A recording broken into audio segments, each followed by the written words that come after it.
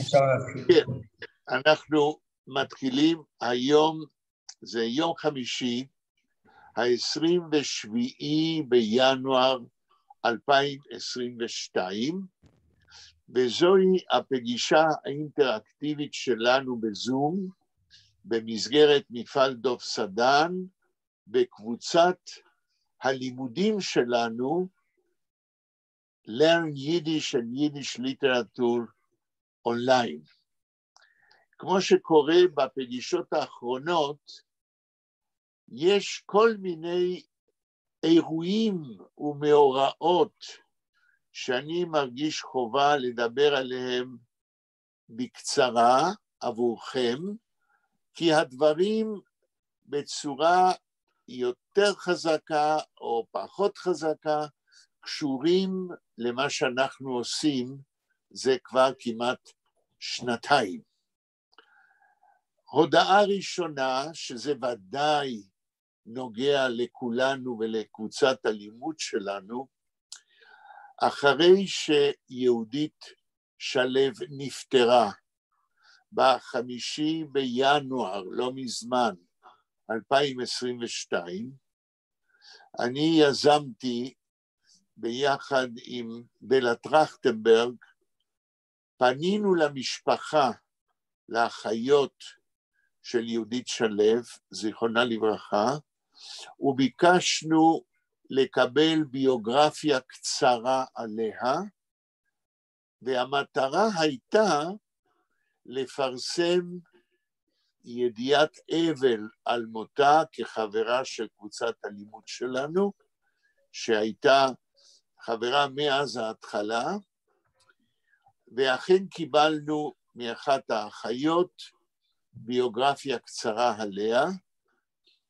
בלה טרכטנברג ערכה את הידיעה הזאת והוסיפה דברים שקשורים לקבוצה, שלחה לי את הטקסט, ואני לפני כמה ימים העליתי את הטקסט בשני מקומות לזכרה של יהודית שלו.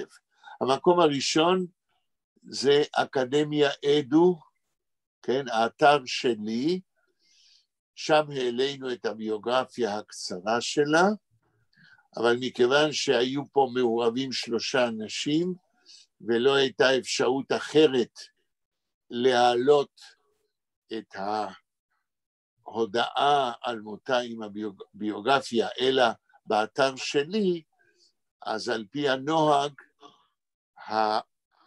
הידיעה עם הביוגרפיה מופיעה תחת 3 מחברים. השם שלי, האחות של יהודית שלו, אם אני זוכר, שמה אלון, לא זוכר עכשיו את שם המשפחה, את שם הפרטי, ובלה טרכטנברג שערכה את זה, ולפני 2-3 העלינו את זה לאקדמיה אדו, וכבר לפני חצי שעה קיבלתי הודעה, הם עושים את זה על כל דבר שככה נקלט ונקרא, אז הם כותבים לי congratulations,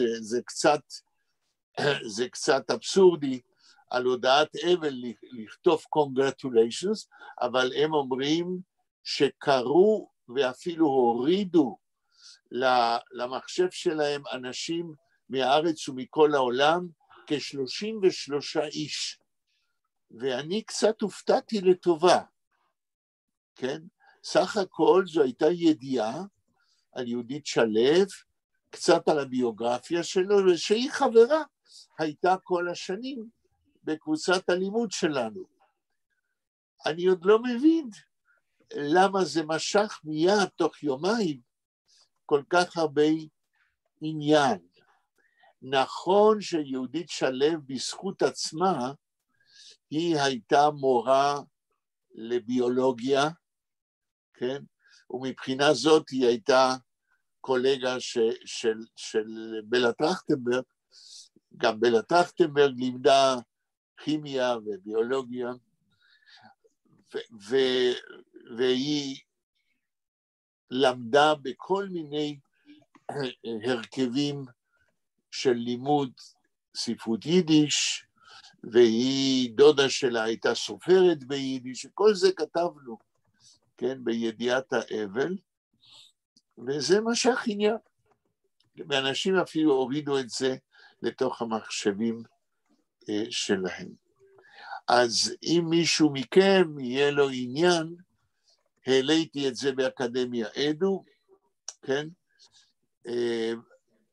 ותוכלו למצוא את זה לפי השם, אני מניח, יהודית שלו, וגם העליתי ידיעה במפעל דוב סדן, בפוסט מיוחד באתר של מפעל דוב סדן, כן, בפייסבוק של מפעל דוב סדן. וגם שם נכנסו אנשים וכולי. אז אני חושב שעשינו טוב, שהעלינו ידיעה על פטירתה, ועכשיו אני עובר לעניין שני. גם כן, דבר שראוי שתדעו, מכיוון שזה קשור לדברים שאנחנו עושים. האם אתם רואים מה אני מראה לכם? תמשוק את הספר קצת יותר אחורה, ושמאלה. ימינה. כן, זה קצת, אצלי זה הפוך. מאוד אחורה.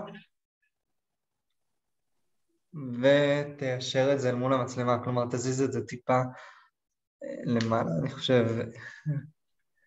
אנחנו רואים שזה עוד קצת ימינה.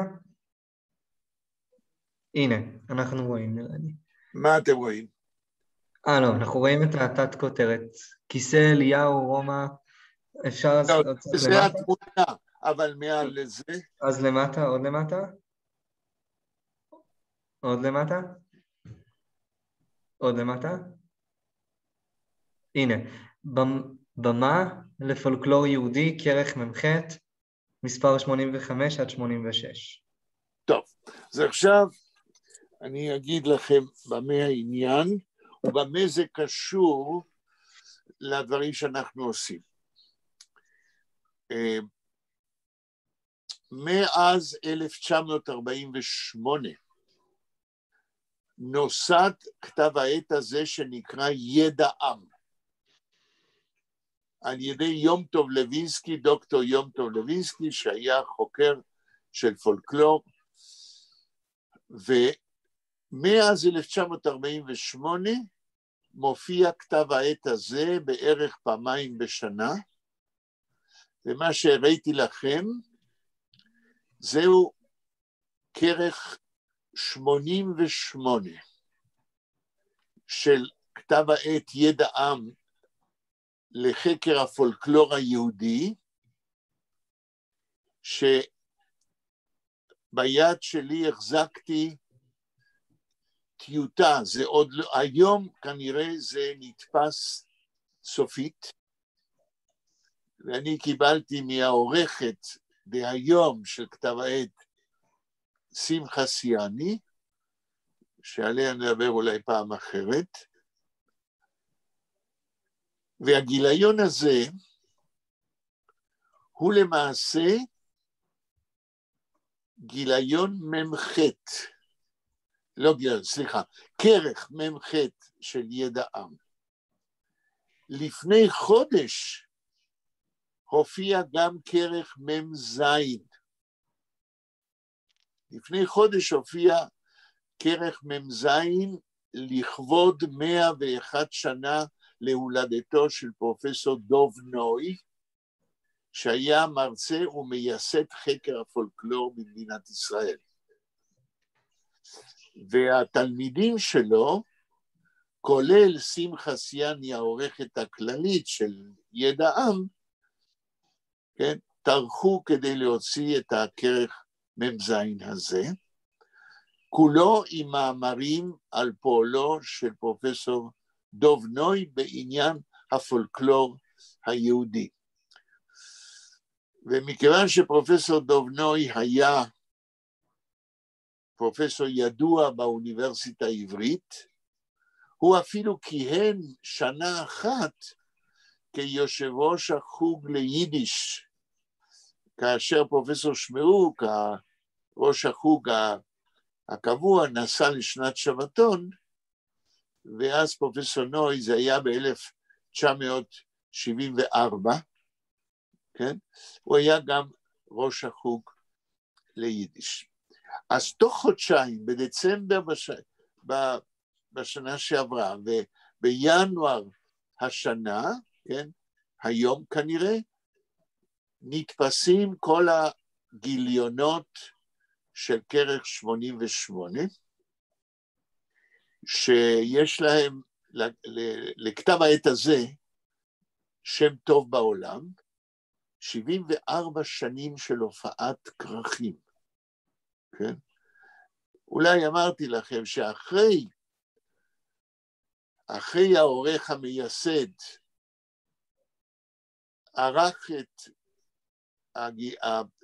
את כתב העת לחקר הפולקלור היהודי ידע עם, ערך אותו יצחק גנוז, שהוא כיום בן 95, ידיד שלי, אנחנו מדברים עכשיו, וגם לפני שנים, כל כמה שבועות, עכשיו פעם בשבוע, הוא פרש מהעריכה לפני 3 שנים, ואז נכנסה שמחה סיאני, שהיא סופרת אמנית, כן, מספרת סיפורים וכותבת ספרים לעריכת, היא כבר הספיקה לערוך 3 גיליונות, וברגע שאתמול הייתה לי שהות להסתכל בתוכן של כרך 88, זה שהראיתי לכם עכשיו, ושהיום הוא יוצא ממכונות הדפוס, אני בירכתי אותה בטלפון, כי הכרך הזה, ללא קשר לקשר שיש אלינו, שעוד מעט אני אספר, אבל הכרך הזה כולל בתוכו, נדמה לי 240 עמודים, 17 מאמרים של חוקרי פולקלור בארץ ובעולם, ואני חייב להגיד, הרי אני מכיר את ידע עם כבר שנים, גם פרסמתי שם דברים, הכרך הזה, 88, שהוא כרך כפול, עומד בסטנדרטים הכי גבוהים של חקר הפולקלור בארץ. והוא מתחרה בכבוד עם כל הגיליונות הקודמים של האורחים הקודמים. אני עוד לא הספקתי לקרוא את המאמרים שלא אנחנו קשורים אליהם, אבל אלה שאנחנו קשורים, אני אספר עכשיו. יש בכרך הזה, אני כל הזמן אומר גיליון, אבל הכרך יש לו 2 גיליונות, זה 2 גיליונות כפולים. בכרך הזה יש 3 דברים שקשורים מאוד לקבוצת הלימודים שלנו ליידיש, של יידיש ליטרטורה אונליין. אני אתחיל בדבר הפחות קשור, אבל קשור. המאמר הראשון בידע עם, כרך 88, זה מאמר ביקורת של יצחק גנוז, העורך הקודם, על הספר שלי, החוש השביעי, שחלק מכם קיבלתם ממני במתנה לפני זמן, על חקר ההומור היהודי, ובעיקר הומור ביידיש, במאה ה-20.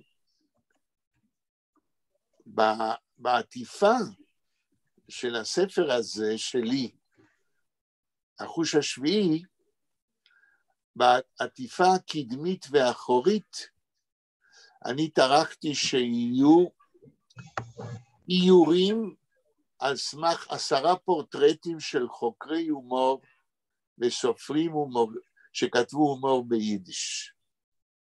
זאת אומרת, הספר הזה בעצם, אולי תרמתי משהו מצידי, אבל אני מסתמך הרבה על חוקרי הומור ביידיש, ומה הם תרמו להבנת החשיבות של ההומור ביידיש, כענף של ספרות יידיש במאה ה-20. ויצחק גנוז, שהוא כתב מאות מאמרים על פולקלור יהודי, קרא את הספר שלי וכתב מאמר טוב. זה דבר אחד. עכשיו אני מגיע לשני מאמרים שאנחנו בקבוצת הזום שלנו קראנו אותם במקור ביידיש. המאמר הראשון, כן, בכתב העת הזה הדברים הם בעברית. אז שני הדברים שאנחנו קראנו ביידיש מתורגמים עכשיו לעברית. הדבר הראשון זה המאמר של מוניק דהן ושלי על המניפסט הספרותי של יחיאל פיינר, שמו האמיתי של קצטניק, בין שתי מלחמות העולם, במבוא שהוא כתב לספר השירים שלו, 22. ואת המאמר הזה, מוניק דהן ואני כתבנו כדי להסביר, ואני חושב שהצלחנו להסביר, מדוע יחיאל דינור, אחרי המלחמה, אחרי שהוא ניצל מאושוויץ, כל עותק של ספר השירים שלו מ-1931, או שהוא שרף, או שהוא השמיד, או שהוא גנב, כדי שלא יישאר זכר לאותו ספר שירים. אז במאמר הזה, שהוא מאמר גדול, נדמה לי 29 עמודים, ניסינו להסביר, גם לנתח את המבוא של יחיאל פיינר, כמניפסט ספרותי של סופרים דתיים צעירים מאגודת ישראל, שכתבו שירה ביידיש בפולין בין שתי מלחמות העולם.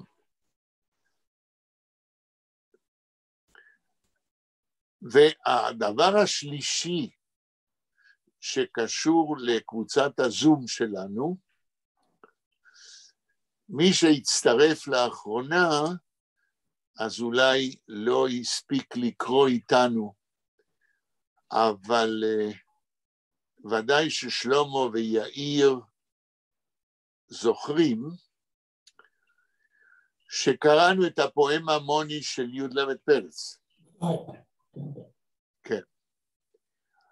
והפואמה הזאת, קראנו אותה ביידיש, ואפילו אני חושב שדי נהנינו, כי זוהי פואמה מחורזת, וזוהי אבן, איך אומרים בעברית, כן, תחנה בתולדות ספרות יידיש, תחנה חשובה ביותר.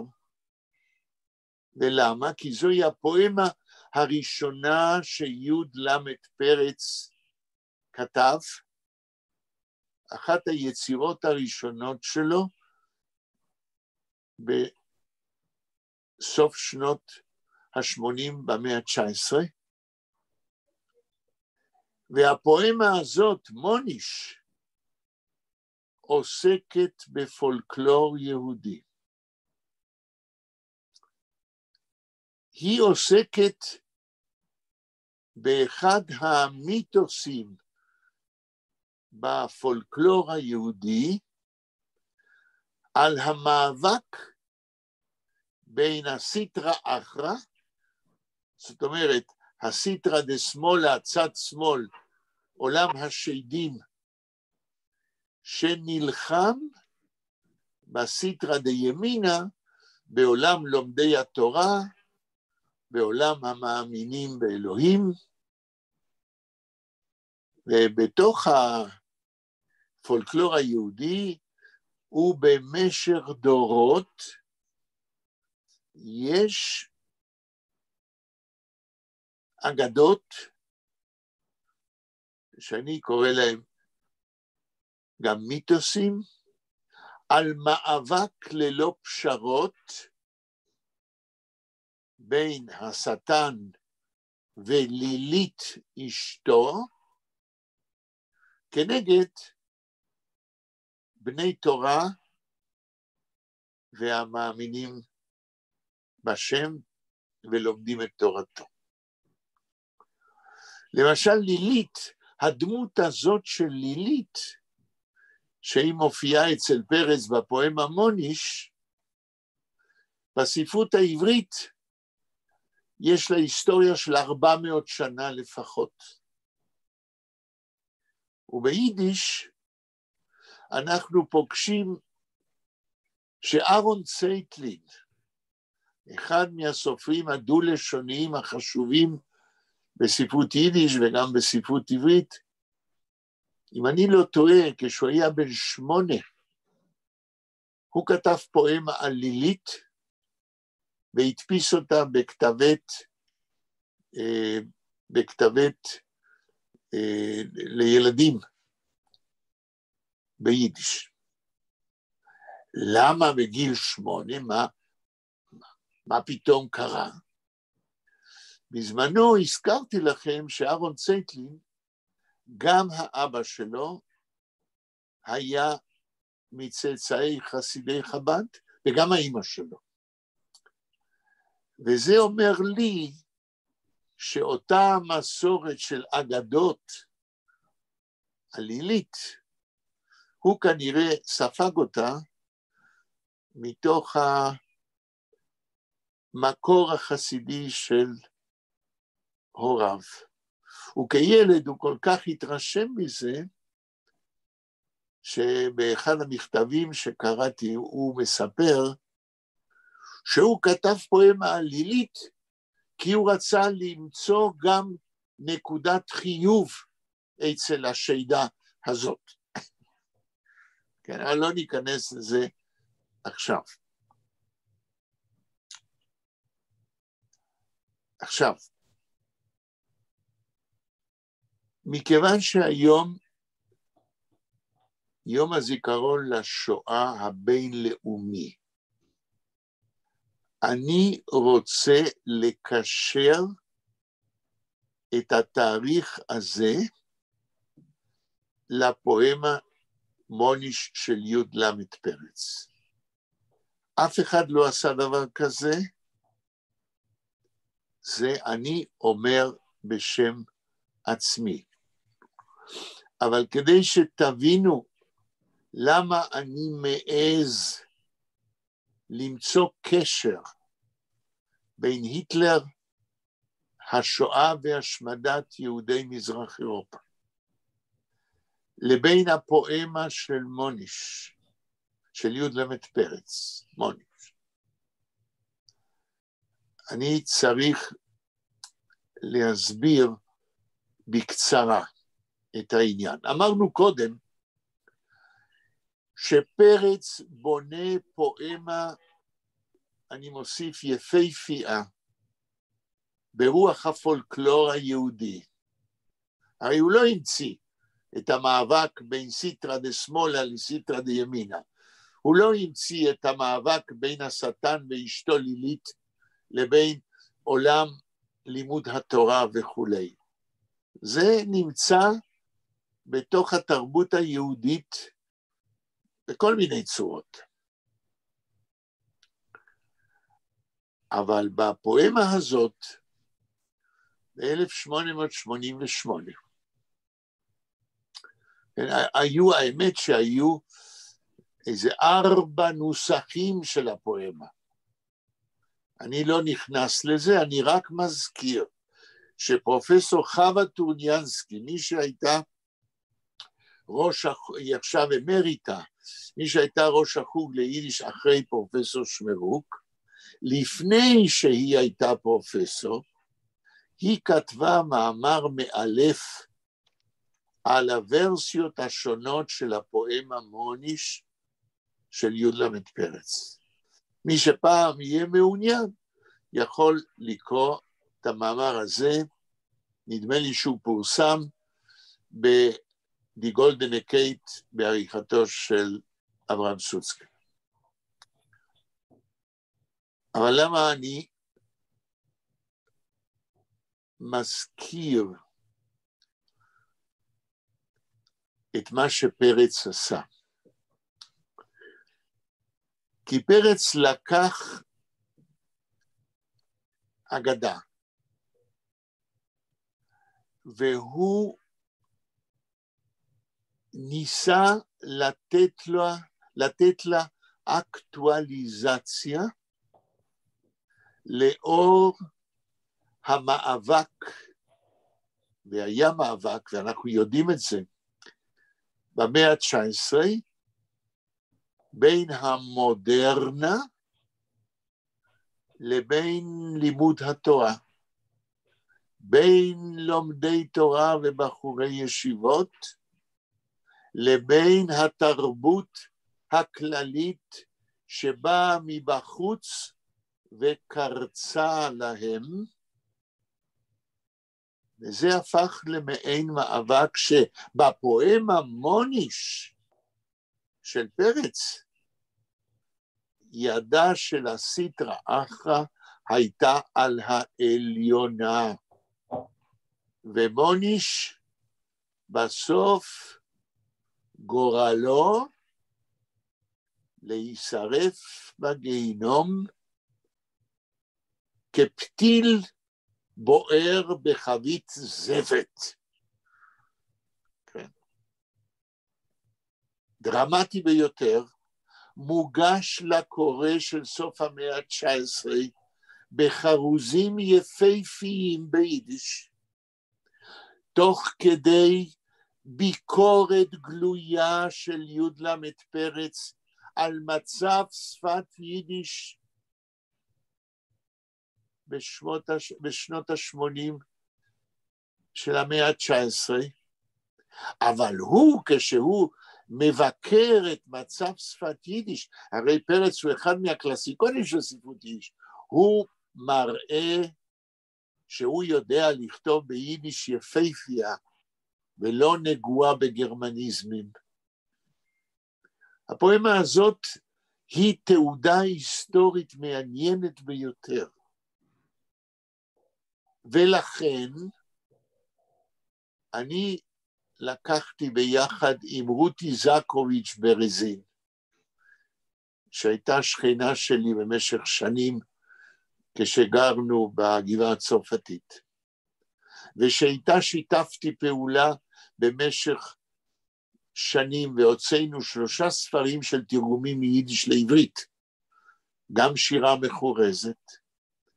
רותי זקוביץ', כמו שאמרתי פעם, היא מתרגמת מעולה, עורכת מעולה, שעבדה שנים בבנק ישראל, באה במקומו של שלמה סירקיס, שמשתתף איתנו, ירשה את מקומו כעורכת בבנק ישראל, ועד היום אנחנו משתפים פעולה בכל מיני דברים כאלה. אז תרגמנו את מוניש מיידיש לעברית, הודות לרותי זקוביץ' בחרוזים, והודות לידע העצום שלה במקרא, בתנ"ך. אני רק תרגמתי מילולית, והיא הלבישה את הפואמה בעברית, בשפה נאותה ובחרוזים, וזה הופיע בידע עם כרך 88. אחרי שתרגמנו ומסרנו את זה, פתאום אני אומר לרותי, רגע, הייתכן שמלצר, שתרגם את פרץ כרכים שלמים, לא תרגם את מוניש? התחלנו לחפש, ובניסיון ראשון לא מצאנו, אבל בניסיון שני מצאנו תרגום של שמשון מלצר, של הפואמה מוניש, ואז התיישבנו עם רותי, והשווינו את התרגום של מלצר, עם התרגום שלנו. וראינו שיש מקומות שהתרגום של רותי זקוביץ' טוב יותר, ויש מקומות שהתרגום של מלצר, שהוא היה מתרגם מעולה מיידיש לעברית, טוב יותר או שווה לשלנו. ואז טלפנתי לשמחה סיאני, והכנסנו הערה שהיה תרגום קודם של מלצר, פה ופה תוכלו למצוא. אבל לדעתי שני התרגומים ראויים להיקרא וליהנות מהם. כמובן שהתרגום שלו הוא ישן יותר, ושניהם ראויים, לדעתי.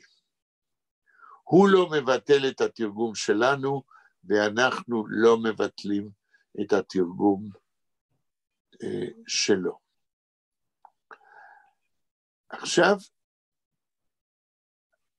אני מגיע לקשר בין הפואמה של פרץ מוניש לבין יום השואה הבינלאומי היום.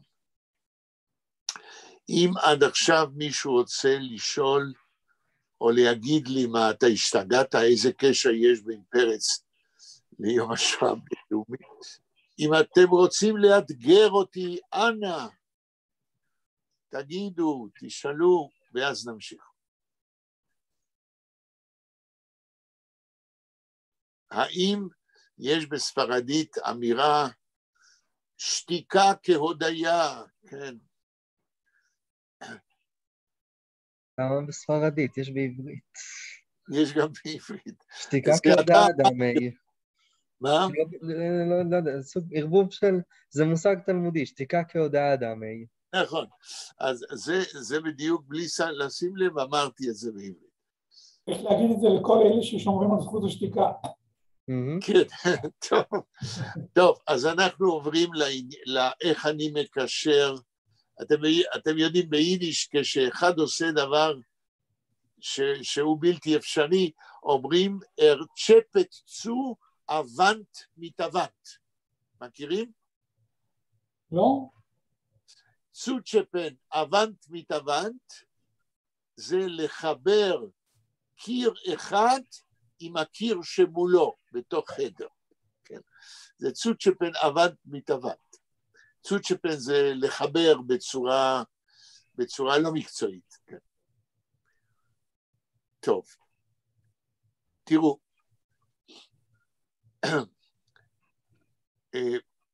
יום השואה הבינלאומי, לפני שהתחלנו להקליט, אמרתי משהו, אבל עכשיו אני ארחיב.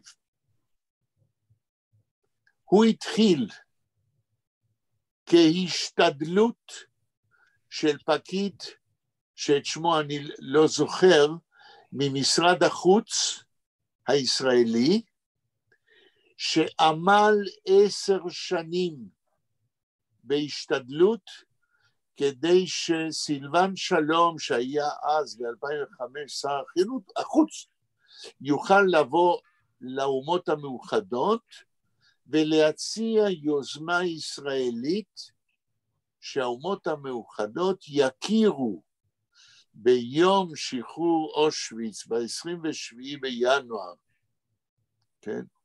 45, שיכירו באותו יום, האומות המאוחדות, כיום הזיכרון של השואה, יום הזיכרון הבינלאומי של השואה. נוהגים, כן, להזכיר את סילבן שלום, כאילו בזכותו, האומות המאוחדות אפילו לא הצביעו, אלא הסכימו פה אחד. כן? אבל האמת היא, כפי שלמדתי היום ברדיו ממישהו, שהיה אדם במשרד החוץ שעמל על זה 10 שנים, בשיחות אין ספור. כמובן שסילבן שלום, גם הוא, לצורך ההגשה של היוזמה הישראלית, השתתף בעניין. אבל הוא עשה את זה ב-2005, אולי שנה קודם, אבל אותו פקיד במשרד החוץ עמל 10 שנים. עכשיו, אתם ודאי, ואני שוחחתי על זה עם נתנאל לפני שהקלטנו, אבל אתם ודאי שמעתם על העניין הזה בשנים קודמות. הרי כל העסק התחיל ב-2005, אבל בארץ אנחנו שמענו פה ושם לפני שנים, שכשהגיע 27 בינואר, יום שחרור אושוויץ, היו מזכירים יום הזיכרון לשואה הבינלאומי. וזהו. אבל במשך השנים, ודווקא בשנים האחרונות ממש, אתם תגידו אם אני צודק, אני מרגיש שהעניין מקבל תעודה גם בארץ, תעודה הרבה יותר רחבה. היום ואתמול בלילה שמעתי תוכניות ברדיו, שאנשים טרחו היום ב2, כן? שמענו את יושב ראש הכנסת נואם בבונדסטאג הגרמני, בעקבות יום השואה הבינלאומי. שמעתי תוכנית של, לא זוכר מי זה היה, עיתונאי, שהקדיש שעה שלמה, תוכנית מעולה, על יום השואה הבינלאומי הזה, היום. האם אני צודק שוודאי השנה, אבל אולי בשנים האחרונות, זה מקבל בארץ תעודה הרבה יותר רחבה? יאיר, מה אתה אומר? אני אומר שכן. שלמה, מה אתה אומר? שלמה? אני חושב שהוא נרדם. אוי, אפשר... קצת קשה להעיר אותו מהזום. לא נפריע, לא נפריע. דרך אגב, נתנאל, האם רפי גולדווסר בא היום? לא, אבל אני חושב שפעם קודמת הוא אמר שבימי חמישי הוא לא יוכל להיות עימנו, כי יש לו, אני לא זוכר מה יש לו, אבל הוא אמר שיש לו... זה נכון, טוב שאתה מזכיר לי, אבל האם הוא היה שיום חמישי זה או בכלל? יום חמישי. יום חמישי זה או בכלל? אני חושב שבכלל. ימי חמישי בכלל. אני אשלח לו מייל, אני אשאל אותו, אבל בשביל זה אני צריך מיילים. את המייל שלו דווקא יש לי, אני אשאל אותו. טוב, תשאל אותו, כי לצורך התכנון, אני צריך לדעת את זה, לא ניכנס למה, אבל זה חשוב לי לדעת. אוקיי, דניאל, מה אתה אומר? יום הזיכרון הבינלאומי של השואה, גם אתה מרגיש שבשנים האחרונות מקבל תעודה בארץ יותר? בארץ אתה מתכוון? ובעולם. אני שואל, בארץ ובעולם הכוונה. לא, אני טוען שיום הזיכרון של השואה בעולם מקבל יותר הד בארץ בשנים האחרונות. האם זה נכון? כנראה כן, אני חושב שכן. אוקיי, לא שכחתי אף אחד לשאול. טוב, אז כנראה שזה באמת קורה, ואז אני שואל את עצמי, כן, בהמשך מה שאנחנו מדברים עכשיו, אני רוצה להגיע לקשר בין מוניש לזה, ליום השואה, אבל תראו, התעוררו ויכוחים, או יותר נכון, התעוררו שאלות השנה, ואני שומע את זה בתוכניות רדיו שאני שומע, למה שבמדינת ישראל יהיו 2 ימי זיכרון על השואה? הרי יש יום הזיכרון הבינלאומי בינואר, 27 בינואר, ויש לנו יום השואה והגבורה, כן, שלנו בארץ, קרוב למרץ-אפריל. אז שאלו אנשים, למה שיהיו 2 ימים? למה לא לאחד אותם? וענו אנשים, יום השואה והגבורה שיד ושם הכריז, קשור למה שקרה לעם היהודי, ואומנם יום השואה הבינלאומי גם קשור, תשימו לב, רק למה שקרה לעם היהודי. אבל כאשר מזכירים את יום השואה הבינלאומי, אני חושב היום אמרו 65 מדינות בעולם, בגלל ההחלטה של האומות המאוחדות, הרי שמזכירים את זה לא באותה אינטנסיביות ובאותו פירוט ובאותם זיכרונות ובאותן עדויות, כמו שאנחנו עושים ביום השואה והגבורה אצלנו. זאת אומרת, הטענה שהיא נגד לאחד את 2 המועדים האלה אומרת שיום השואה והגבורה אצלנו יש, אף על פי שזה אותו יום זיכרון, גם אצל אומות העולם וגם אצלנו יש לו אופי הרבה יותר אינטימי, הרבה יותר מפורט, כן? ואין טעם וזה לא נכון לאחד את 2 התאריכים. עכשיו תראו, עכשיו אני מגיע לשורה התחתונה.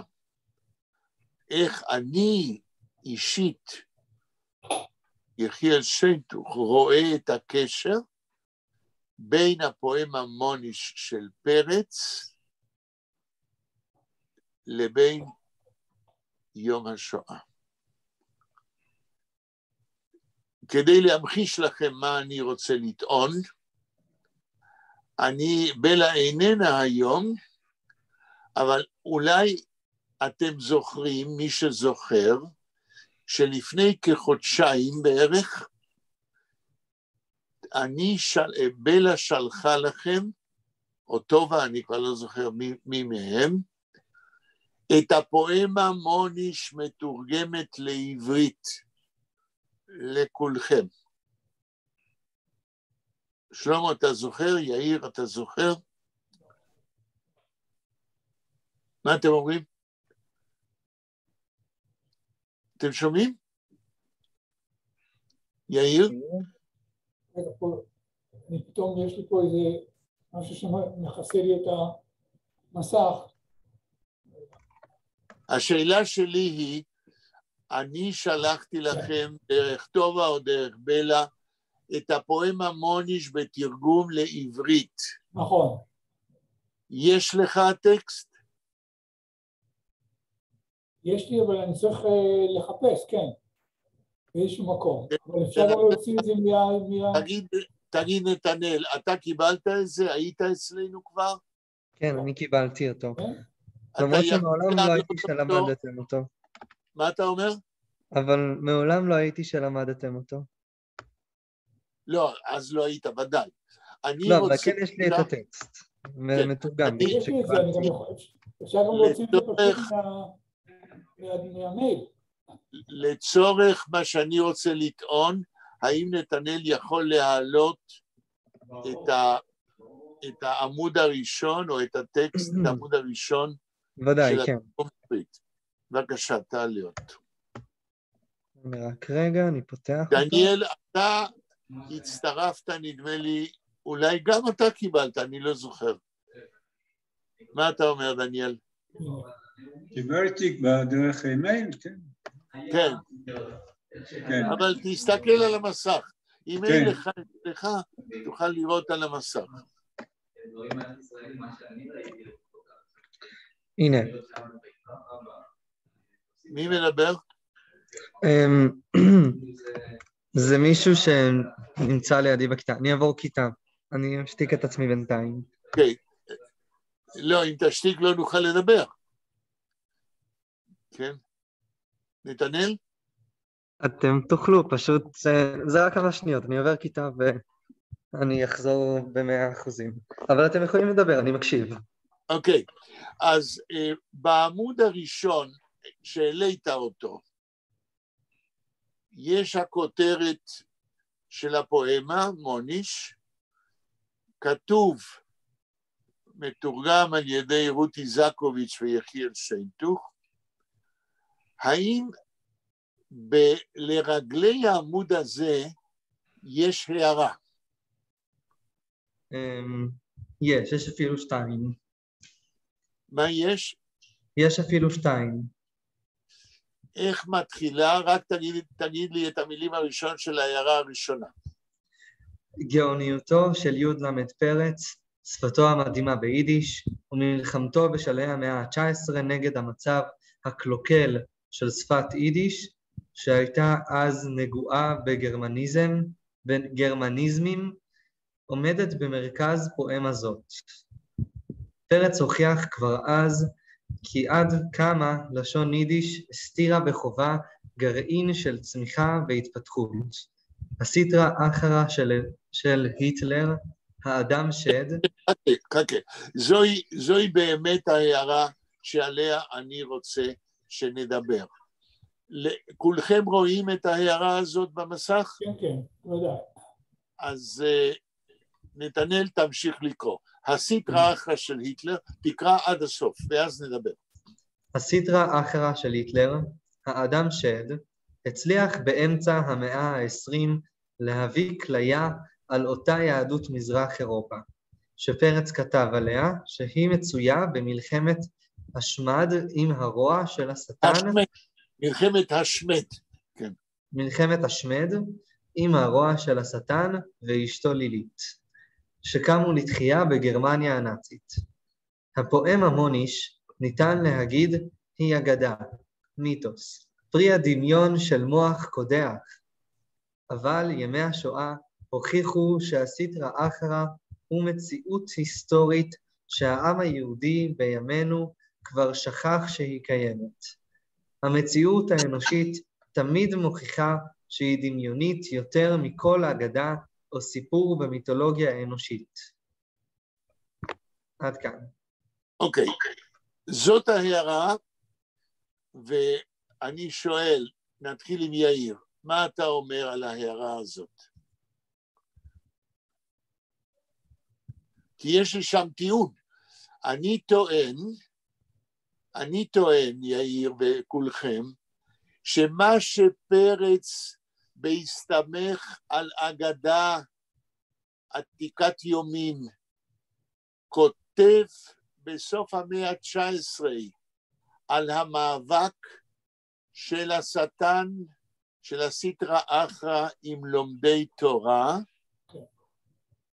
התממש על ידי היטלר אדם שד בזמן השואה.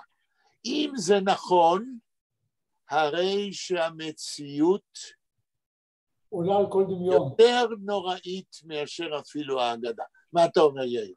אני אומר, המציאות עולה על כל דמיון, אני אומר, כן, מה שנקרא. כן. יותר גרוע. כן. איש לא יכול היה לעולם לתאר דבר כזה. יחיד כן. בהיסטוריה האנושית. כן, ואני רואה בפואמה מוניש, מבחינה, איך להגיד את זה, מבחינת תפיסת עולם יהודית. הרי תפיסת העולם היהודית היא שאדם מאז שהוא נולד ואז שהוא מוסר את נפשו לבורא, מחויב ללמוד תורה, זה מה שעושה ממנו יהודי, כן? אחד שלא לומד הוא עם הארץ, ודאי לא יכול לייצג ולחנך את הדורות הבאים של צאצאיו. לימוד תורה מבחינת התפיסה היהודית נמצא בתוך התשתית של אותה אגדה שפרץ מתבסס עליה, אבל לצד אותו עיקרון של לימוד תורה יש הפרעות תמידיות של הסטרא אחרא, של כוחות שאינם מסכימים שלימוד תורה יהיה המרכז של תרבות היהודים. ובפואמה הזאת, אלה שקראו איתי ביידיש זוכרים כמה שהשטן ולילית שם על תיבת נוח, על הר הררת, נחרדים מזה שבעיירות יהודיות גדלים גאונים בתורה, כן? ותלמידי חכמים, שהרי כמה שהתורה תגדל, זה יהיה סופם של הנישטגוטה, של השדים, של עולם דשמאלה, של השטן ושל לילית, ולכן הם יוצאים במלחמה. כן.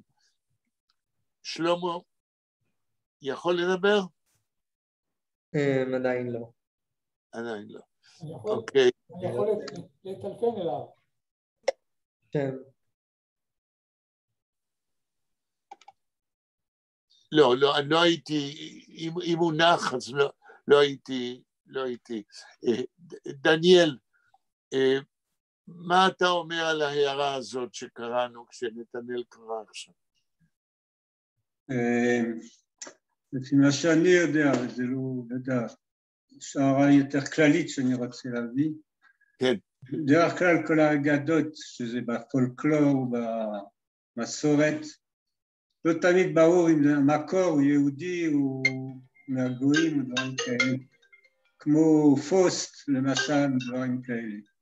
כן, ההערה שלך מאוד במקום, דניאל, כי גם אני חשבתי על זה שאם אנחנו מדברים על פולקלור יהודי באופן כללי, אין ספק שיש מקורות של אגדות מסוימות, כן, שבאות מבחוץ.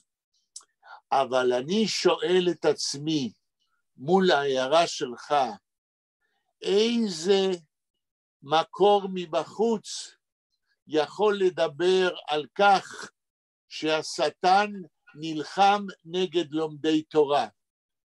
הרי מקור מבחוץ לא יהודי, אין לו מושג מה החשיבות של לימוד תורה.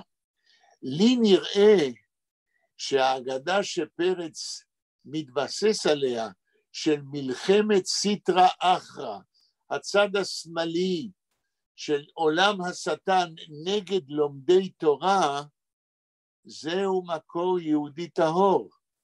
כי אי אפשר להבין כיצד לא יהודים רואים את הדבר הזה כאיזה מאבק על החיים ועל המוות.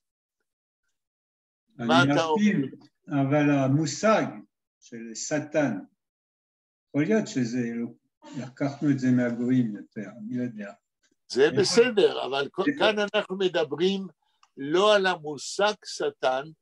תראה, זה שלקחנו אצל הגויים זה לא כל כך ברור. אגיד לך למה. אם אתה לוקח את ספר איוב, כן? אז שם השטן הוא גיבור גדול, כן? שם השטן הוא זה שמנסה להכשיל את איוב, לא מפני שהוא שטן רע, אלא מפני שהוא רוצה להעמיד את איוב במבחן, האם הוא באמת מוכן להאמין באלוהים, גם כשמתים כל הבנים והבנות שלו, גם כשלוקחים ממנו את כל הרכוש. בשביל השטן בספר איוב, הוא עוד אמצעי של אלוהים לבחון את אמונתו של איוב באלוהים. רציתי להעיר שאיוב אמר, אדוני נתן, אדוני לקח, יהי שם אדוני מבורך. נכון. זאת אומרת, גם מושג השטן, דניאל, זה לא בטוח שזה מושג של לא יהודים. הרי ספר איוב הוא ספר עתיק ביותר, ואיוב עצמו הרי לא היה יהודי. כן? אז, אבל זה לא משנה אם זה בא מאחרים או לא. מה שמשנה כאן השאלה, האם מאבק בין לומדי תורה לבין השטן ולילית יכול לבוא מבחוץ? ואני חושב שזה לא ייתכן, מכיוון שמדובר כאן על אחד מהערכים היסודיים, על הגרעין של היהדות. גויים לא, זה לא יכול לבוא משם, לדעתי. כן. נתנאל, אתה רואה את שלמה? כן, עכשיו הוא כבר התעורר. אוקיי, אז אני אשאל את שלמה, אם פתוח אצלו המיקרופון. שלמה, האם הספקת לשמוע את ההערה שנתנאל קרא? שלמה, אתה עדיין על מיוט. אוקיי. עכשיו לא שמעתי. אוקיי, אתה יודע מה? בוא תקרא את ההערה אתה, מפני שזוהי נקודה מאוד חשובה של הטיעון שלי. נתנאל, תגיד לשלמה, זו ההערה הראשונה? כן, הנה, היא פה על המסך. אז בבקשה, כדי שיהיה חזרה לכולנו ונוכל לסכם את הדיון. תקרא את ההערה הראשונה. גאוניותו של י"ל פרץ, שפתו המדהימה ביידיש ומלחמתו בשלהי המאה ה-19 נגד המצב הקלוקל של שפת יידיש, שהייתה אז נגועה בגרמניזמים, עומדות במרכז פואמה זאת. פרץ הוכיח כבר אז עד כמה לשון יידיש הסתירה בחובה גרעין של צמיחה והתפתחות. הסיטרא אחרא של היטלר, האדם שהצליח באמצע המאה ה-20 להביא כליה על אותה יהדות מזרח אירופה, שפרץ כתב עליה שהיא מצויה במלחמת השמד, מלחמת השמד עם הרוע של השטן ואשתו לילית, שקמו לתחייה בגרמניה הנאצית. הפואמה מוניש, ניתן להגיד, היא אגדה, מיתוס, פרי הדמיון של מוח קודח, אבל ימי השואה הוכיחו שהסיטרא אחרא הוא מציאות היסטורית שהעם היהודי בימינו כבר שכח שהיא קיימת. המציאות האנושית תמיד מוכיחה שהיא דמיונית יותר מכל אגדה או סיפור במיתולוגיה האנושית. אז השאלה שלי אליך, שלמה, מה אתה חושב זו הערה שאני כתבתי, מה אתה חושב על הניסיון שלי להגיד שהפואמה מוניש מבוססת על אגדה, שזה בעצם סיפור דמיוני, אבל במאה ה-20 זה התממש אצל היטלר, אדם שד בשואה. מה אתה אומר על זה? שלמה? אני שמעתי את השאלה. זוהי טענה, בזמן שאתה חושב לענות, זוהי טענה שאני מציע שהמציאות האנושית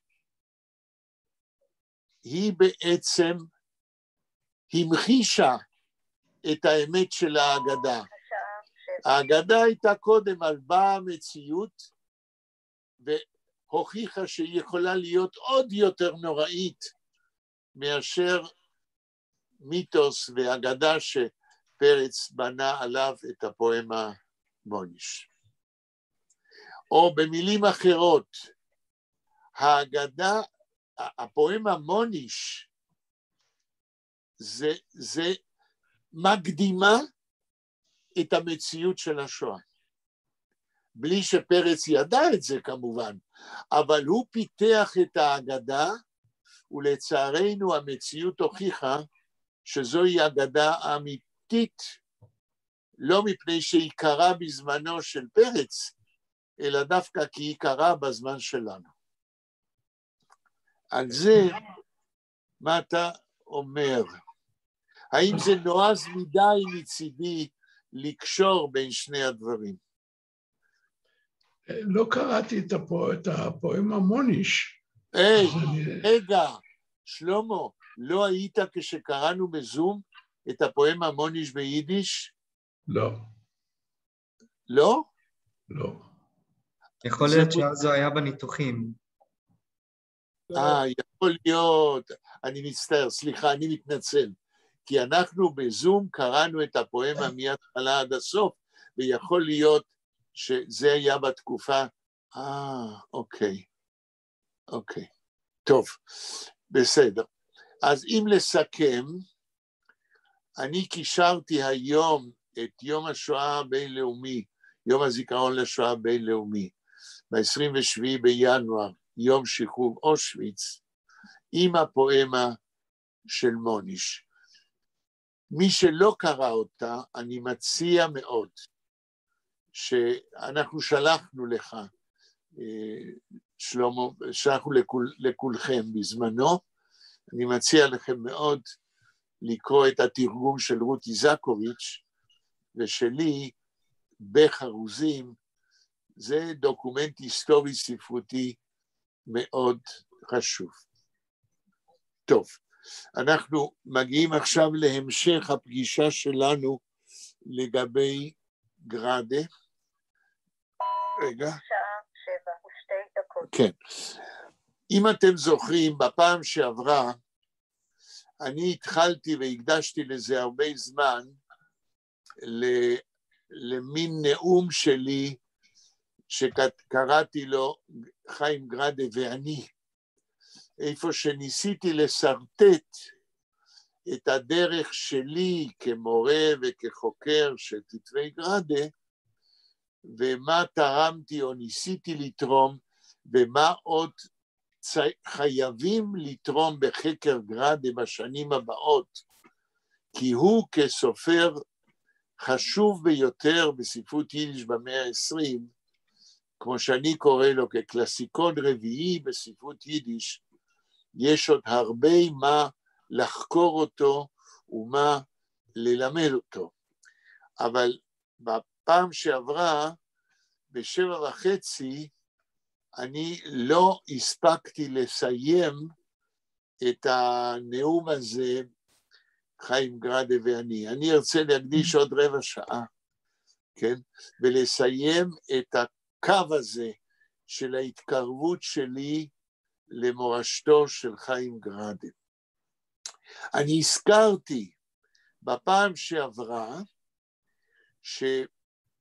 שהאלמנתה, אינה הקר גראדה, אלמנתו של חיים גראדה,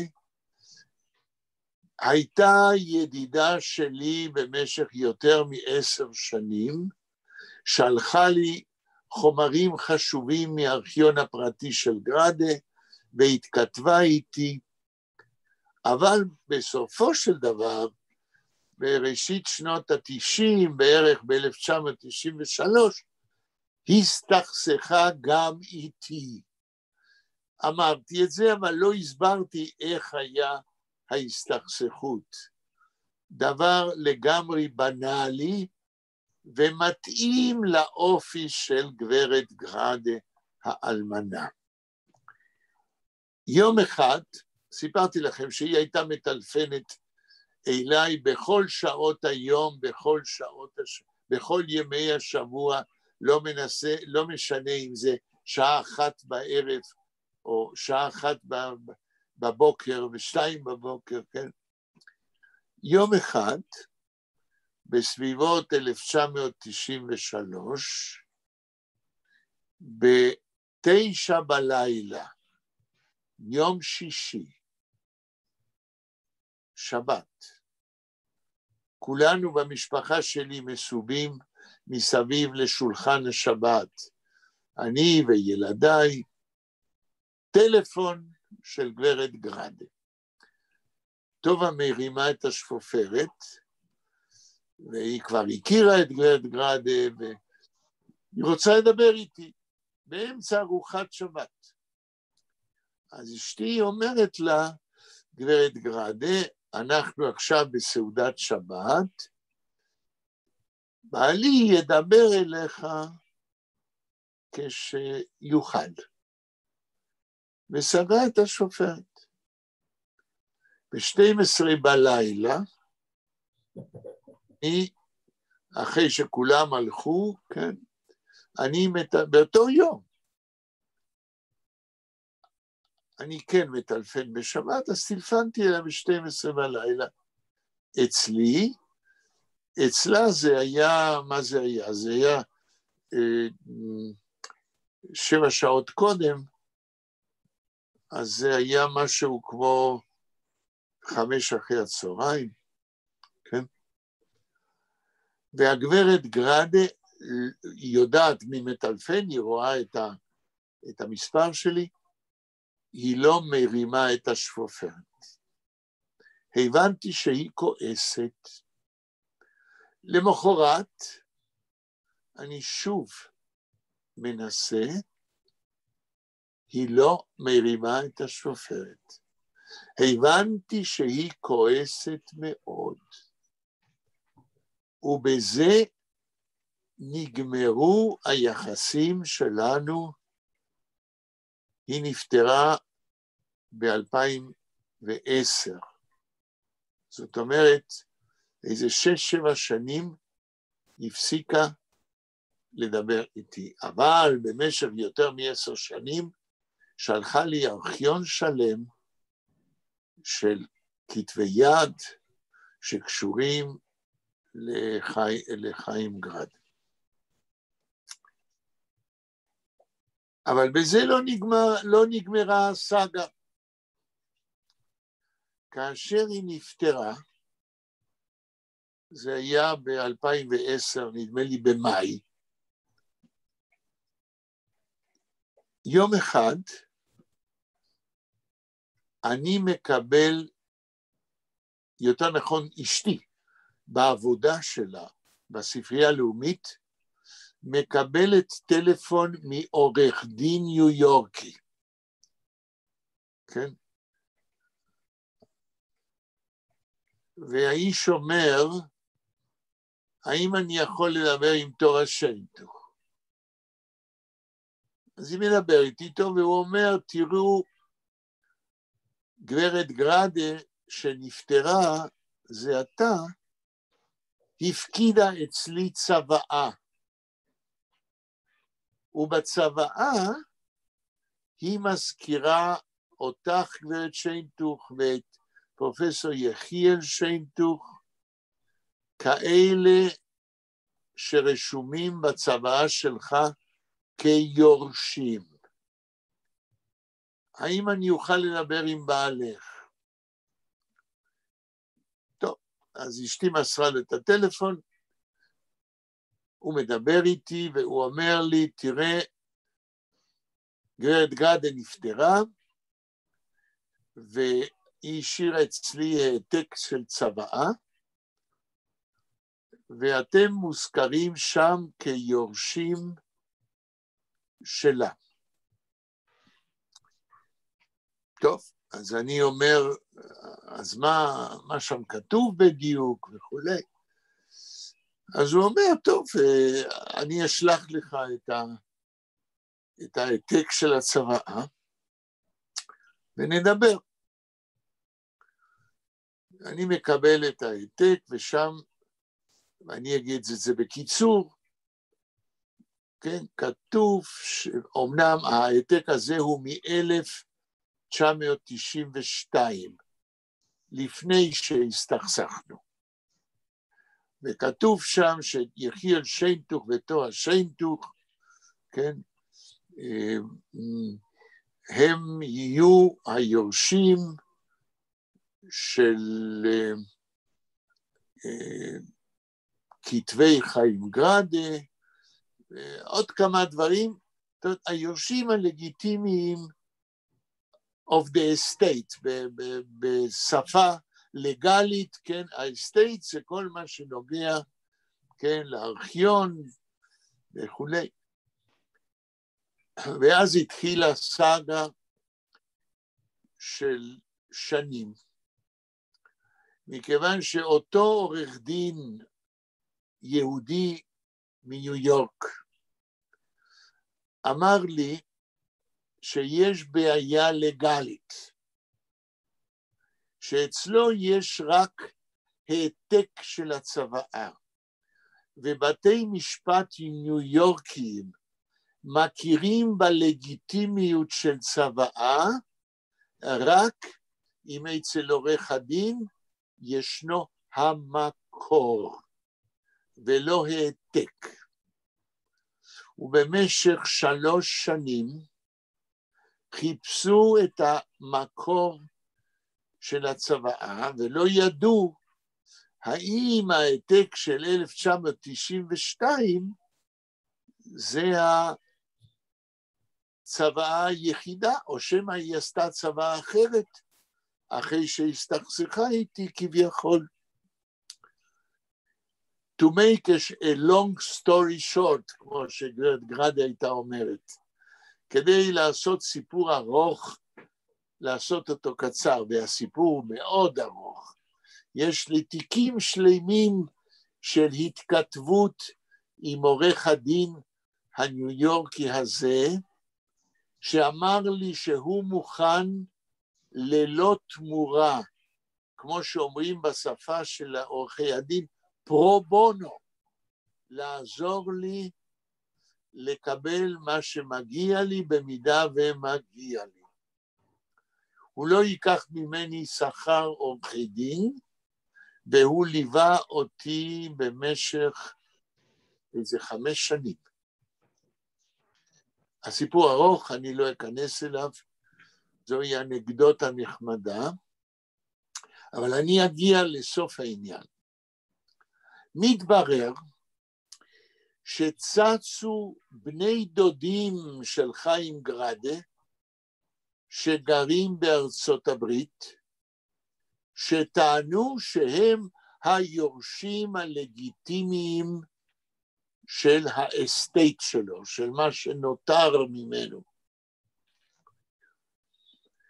ואז התחילה התדיינות בין בני הדודים לבין עורך הדין שלי, שייצג אותי כיורש הלגיטימי, ויש בית דין מיוחד לדברים כאלה, ובית הדין המיוחד בניו יורק דרש שבני הדודים יוכיחו שהם באמת בני הדודים הלגיטימיים. בשביל זה הם היו צריכים להמציא כל מיני דוקומנטים. עורך הדין של בני הדודים שייצג אותם, דיבר עם עורך הדין שלי, שעשה את זה ללא בקשת שכר. עכשיו, עורך הדין שלי אמר לי ככה, תראה, בני הדודים האלה הם יהודים אמריקאים, ודאי בגיל ה-70 שלהם, הם לא יודעים על יידיש שום דבר, אין להם שום קשר, מעולם לא היו בקשר עם חיים גרדה. הוא אומר לי, אם אתה רוצה, אני יכול כעורך דין לעשות טריק לגלי. אני אדבר עם עורך הדין שלהם ואגיד לו, אם אתם לא מתפשרים עם יחיאל שיינטוב דרכי, אני מסוגל על ידי כל מיני טעמים לגליים להמשיך את ההתדיינות בבית המשפט במשך שנים. בני הדודים לא צעירים, לא כדאי להם. אז בוא, אומר עורך הדין לעורך הדין שלהם, נגיע לפשרה. אם בני הדודים מוכיחים שהם באמת בני דודים וזוכים לירושה, כן? הירושה לא הייתה כל כך גדולה, כי גברת גרדה מתה בחוסר כל. וזה היה מדובר אולי $10,000, לא יודע, מצד עורך הדין של הבני דודים. אומר להם עורך הדין שלי, אם אתה עורך דין שלהם מוכן להתפשר על $3,000, עשינו עסק וגומרים את העניין.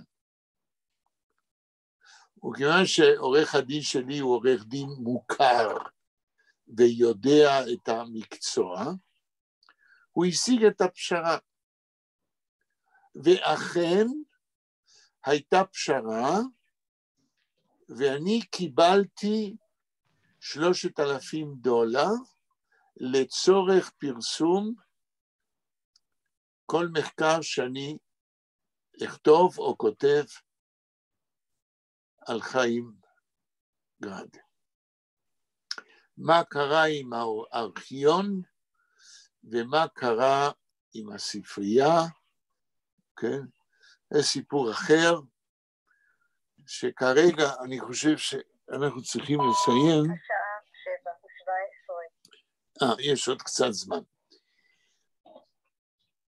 זה סוף הסיפור הקצר של חיים גרדה ואני. האם יש שאלות, קומנטרים?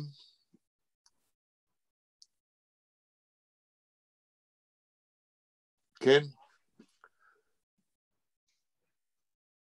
כנראה שלא. כנראה שלא. בסדר.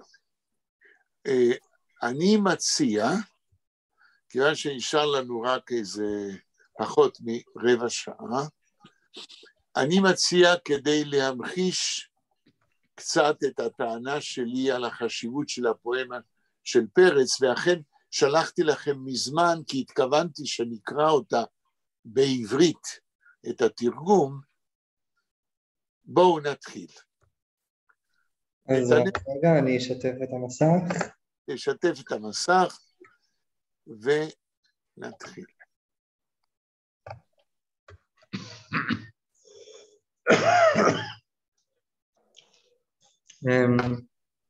על מי תיפול מלאכת הקריאה? אם אתה רוצה, תהיה הראשון. אין לי בעיה. הן תדעו מן הסתם, העולם הוא כמו ים. אנחנו דגים, חלקנו טורפים, בולעים וחוטפים. העולם הוא הים, רחב לא סייג, הדגים הם אנחנו, השטן הוא הדייג. זה הדייג אשר צד בני אדם, התאווה היא תולעת שישליך לעולם. דג אחר דג, חיש נלכד בחכה, חשב סתם תולעת זרק נשיקה. אך אחרי התולעת בא הקרס מיד, הלכו החיים, האושר אבד. ומי שלא מכיר את השר האיום, את זה המשומד, המושל בגהנום, מעטים מוגנים מעונשו הנורא, ואתכם הרבים כאן אזהיר בשירה. היו היה עילוי מושלם, רחוק מכל הבלי עולם, שונה מכל האחרים, אדוקים שני ההורים, המשפחה מיוחסה, ממש השאור שבעיסה. גאונים ולמדנים משושלת רבנים, שמם חובק מלוא עולם, ואומרים המבינים, מוניש טוב שבבנים, מעולה הוא מכולם. מוניש הוא בחור וטוב, שכל יש לו, אין כמותו, חריף, זריז, אש להבה, בור סוד, דבר בו לא יאבד. כל קושייה פותר מיד, ואף עובר לפני תיבה. וגם יפה הוא להלל, טלטלים כשחור הליל, שפתי שני שושנים, גבות פחם, והעיניים הן כחולות ככחול השמיים. אש תבאר בישונים. כל עצם בו חיים נוטפת, הליכה לא מרחפת. להביט בו זו חדווה, בנות צומקות מהאהבה, כשיפה התואר בסביבה. הרבנית הצעירה ספונה בחדר בפינה, ללימוד כמו מאזינה. מרה גולש, חלב נשרף, אך היא יושבת לה שקטה, תולה במו נשמבתה. לשיינה הודל, השכנה, המציצה מחלונה, נשמתות המסרגות, הלחייה דמעות זולגות, ליבה מחסיר בפעימה ונעתקת הנשימה. אך מוניש זה, אוצר בלום, מה לו מכל אלה? כלום. שטן, אתה מופתע? איך לא? הוא מאוהב בדף גמרא. חשק לא לסברה, שור אשר נגח פרה. לכך נתון הוא כל כולו. אך היו עוד בעלי בתים, יהודים קשישים, יפים, מנחושת משקפיים, ובתי תפילין כסופים. מוחות ברזל יצוק, עטרות עלית זהב, שנים כה אחרות, כוחות, לא כמו עכשיו. מלא בית המדרש, בלמדנים רבים, לומדים עדיין במבואה על המדרגות יושבים. לפני חצות נר לא כבה, לא תם לימוד ולא נשלם. בקשות של חול עולות הרבה דברי תורה כמעט חינם. אז שמו של מוניש כעילוי ידוע ומוכר אצל גדולי הרבנים גם מארצות נחר. הפטיש מלבצ'ב, הסיני מקוז'יץ, המאור הגדול שבעיר מזלבוז'יץ. הם באים כדי לבחון את העילוי המופלא ורוקדים בססון התחלת הדגאולה. אשרי האב שיש לו בן כמותו, תגל ותשמח עמו יולדתו. בימות המשיח כזהו נולד, אשרי הדור שזכה לראותו, הו ירושלים, הכוני לקראתו. היכוני. כן. אומרים הרבנים כולם פה אחד. על ההר הגבוה, ההר עררת, הנושא על עורפו את שלג העד, על עררת ההר, כפי שמתואר, נוח בתיבה, על עומדו נשאר. והוא יצא מהתיבה עם שם יפת וחם, החיות, הבהמות, היפות, עם כולם. ובמו עיניהם הם רואים, משתאים, איך תלויה בשמיים קשת אלוהים. 7:23. יש עוד 7 דקות, אתה יכול להמשיך. והם שומעים את שבועת האל, הרי אנוכי נשבע לך, תבל. את לעולם לא תדעי מחסור, לא בחום ולא בקור. גם אם תגנבו ותרצחו, תלשינו למלכות, תשפכו דם, לא אטביעכם שנית במים, לא אביא שוב מבול לעולם. פיזזו החיות, הצטחק לו אז חם, נוח כוסית לראשונה לגם. כולם לא איתנו זה שנים על שנים, התיבה עוד עומדת לזיכרון עולמי. שם, תחת השלג בתיבה על הקיר, תלוי לו הצוהר, כיהלום ומזהיר. בשלגים שם בכפור, סמאל קלה כן בתוך התיבה, ובה השתכן. דרך אגב, נתנאל, לקרוא את זה ביום שלג זה בדיוק מתאים, תמשיך. נכון. בשלגים שם בכפור, סמאל קלה כן בתוך התיבה, ובה השתכן, והשכם כל בוקר מול צוהר התיבה, סורקת לילית את טלטלי זהבה, מסלסלת בשערה למקלעת רבת חן. מקלעת רבת חן. סמאל עוד משתרע במיטה ומעשן. הם ממתיקים איזה סוד על ענייני דיומא, את מי כדאי ללכוד ולשלוח גהנומה. את מי להלקות בשוט ברזל כהלכה, את מי לתגן בחמאה לארוחה. בבוקר צח נשמע צלצול אז במיוחד, נעה זעה התיבה, ההר כולו נרעד. סמאל מן המיטה קופץ כמעט, יבוא, ונכנס איזה שד מפוחד. ידיעה מיוחדת בפיו של השטן, מילה אחר מילה משהק, כן? משהק ופולט. אוי מלך רם, כסאך רועד, מה קרה, מר ברון? דבר כבר ישד. בממלכת פולין סמוך אל הגבול, שוכנת עיירה קטנטנה כשבלול. בקושי רואים, כמעט לא שומעים, בתים כפיצוחים משמות הם בנויים. 10 לא יותר כמניין אצבעות, את הגגות לועסות עזים רבות. אנשים... רעבות. אנשים כמתים דממת בית עלמין, לא גאווה, לא תאווה, מתעניות הם החיים. בלי חסידים, בלי דייצ'ים, מה זה דייצ'ים? גרמנים. אוקיי. גרמנים או משכילים, זה לא ברור האם הכוונה לגרמנים לא יהודים או למשכילים שגם ביידיש קראו להם דייצ'ים, כן. בטח אבל אלה משכילים, לא? בכל זאת עיירה בגבול פולין. לא, אבל לפי ההמשך, תראה שזה לא ברור, מכיוון שהבת של אותו דייט שמגיע לעיירה, קוראים לה מרי. זה לא ברור, כן? לי לא ברור אם הכוונה למשכיל או לגרמן... תמשיך לקרוא, נראה. כן. נראה. בלי חסידים, בלי דייצ'ים, יש קיום לתורה. רואים רבנים ועילויים לאורה. כעת שם גאון מגבר חיילים את פולין, ליטא וזמות ובאמן יחלים. אם תרשה לו מלכי לשגשג בחירות, ואי חס וחלילה תהיה אז כפות.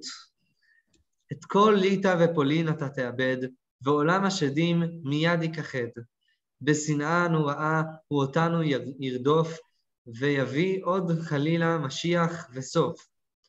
שמע עמך שמו את זו הידיעה, וכל שמחתו באחת ופרעה. הוא שוכב וחושב יום ולילה, את מצחו מקמת וכוכך גוואלד. לילית עטרת ראשי, תני עצה, העולם יהפך. האגוז הוא קשה, אך אישי רק חכה. בשינינו נטחן ומתוק הניצחון. לכן את הכידון, כי הצלי תכף כאן. אלוהים... טוב, אנחנו, נתנאל, לא נוכל לסיים את זה היום, אבל בפעם הבאה, תוך 10 דקות נסיים את זה. עד כאן. אני אגיע עד, יש עוד 3 כאילו בתים עד לסוף הזה, אני אסיים את זה. זה קצר. אלוהים, אוי רחם, הם רוצים נקמה, יהודים קראו צום בשביל הנשמה. אוי, הוכנו בסנברים, חם וקר לנו כמו בקדחת. הנשמה תלויה על בלימה ועוד רגע צונחת. ככוכב מזדהר ונופל ממרום, או טוטו השמחה תשתרר בגהנום. אוקיי, עד כאן. טוב, בפעם הבאה נסיים את זה תוך 5-10 דקות, אבל אתם כבר יכולים לחוש, כן, את המאבק הזה בין הסיטרא אחרא והסיטרא דימינה, ועל זה פרץ בנה בצורה מאוד יפה, ביידיש זה עוד יותר יפה. התרגום הוא לא רע לדעתי, רותי עשתה עבודה טובה. טוב, אז... כרגיל, נכון.